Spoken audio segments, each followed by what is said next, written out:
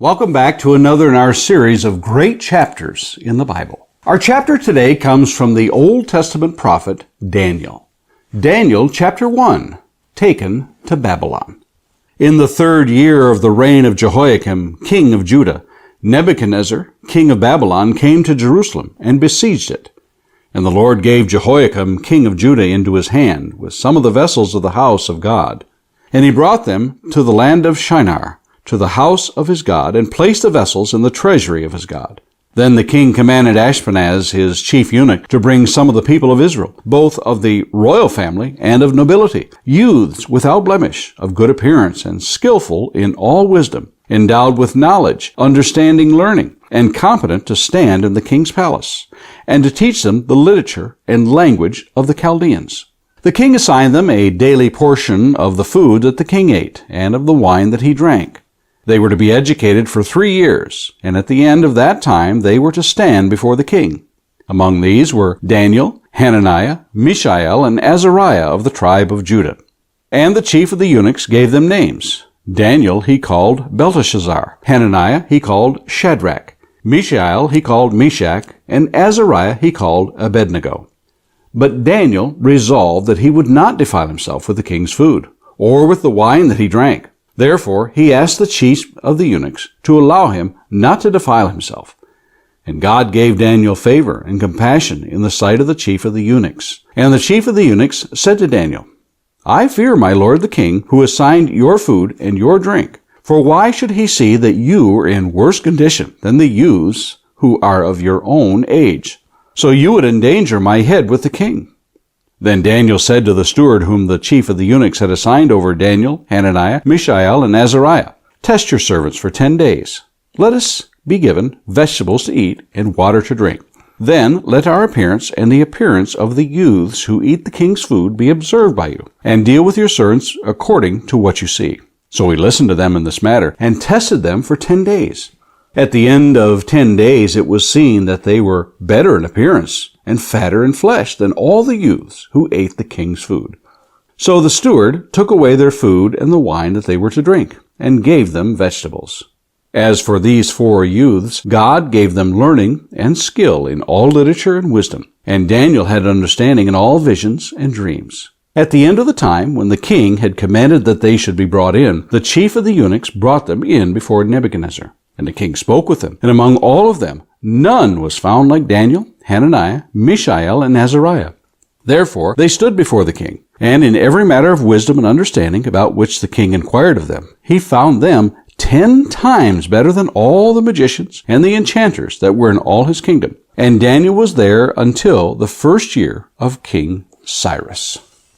Recently, my graduating class celebrated the anniversary of our commencement into adulthood from high school. That's right, we had our reunion. I won't tell you what year I graduated or which year reunion it was, because then you would do the math and figure out I'm not actually 39 years old. But I do celebrate the nth anniversary of my 39th birthday each year. I felt fortunate to have spent my entire childhood in one school system. I saw, for the most part, the same faces each fall on the first day of school from kindergarten through the 12th grade. And we all walked across the stage to receive our diploma when we graduated. There was a kindred spirit, as it were, among us. However, not everyone had that experience. Each year, some students moved away and others moved into our community.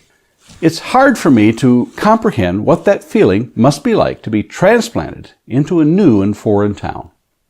In high school, there was an even more perplexing dilemma in which we had a foreign exchange program in which students came to live in our town for a year. They came from all over the world, some from South America, some from Europe, New Zealand, among other places. They were immersed into a completely new culture, new friends, new family, and in some cases, a new language. Most would tell of being homesick while they tried to make the adjustment. But they somewhat knew that they were in for a new experience because they willingly volunteered to come. In our chapter today, we are given a tremendous amount of information to sift through. Historical and cultural differences have to be sorted through, dates and places reconciled. We have the easy part. We're on the outside looking in at this situation. But these four youths we are introduced to are caught up in a battle they didn't choose, in a place and culture they had no comprehension. Everything must change. They're no longer in Judea, but hundreds of miles away in the land of Shinar, in the region of Babylon. They must learn a new language, eat new food, learn the ways of the Babylonians, or Chaldeans as they're called. They are given new names. Everything about their life is turned upside down. They don't even have a say in all of this. What a change this must have been. We are told that these young men were taken from nobility. In verses 3 and 4, then the king commanded Ashpenaz, his chief eunuch, to bring some of the people of Israel, both of the royal family and of nobility, youths without blemish, of good appearance, and skillful in all wisdom, endowed with knowledge, understanding learning, and competent to stand in the king's palace, and to teach them the literature and language of the Chaldeans. Though they have been ripped from their homeland, their kin, their culture, they're not alone. These young men, led, it seems, by Daniel's desire to maintain some semblance of their heritage. They will have to learn this new culture, but they also know they must remain faithful to their God, Jehovah of Israel.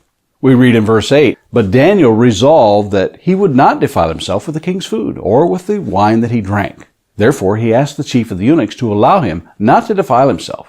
God remembered his promise he made centuries before about this time of exile. In Leviticus chapter 26, verses 44 and 45, we read, yet for all that, when they are in the land of their enemies, I will not spurn them, neither will I abhor them, so as to destroy them utterly, and break my covenant with them. For I am the Lord their God. But I will, for their sake, remember the covenant with their forefathers, whom I brought out of the land of Egypt, in the sight of the nations, that I might be their God. I am the Lord. As we have seen in other books of the Old Testament, God's providence surrounds his beloved people. As Daniel, who was renamed Belteshazzar, and his companions, Hananiah, who would become Shadrach, Mishael, who would become Meshach, and Azariah, who would become Abednego, they set their hearts to be faithful to the Lord. They are blessed and become instruments of his will there in the foreign land.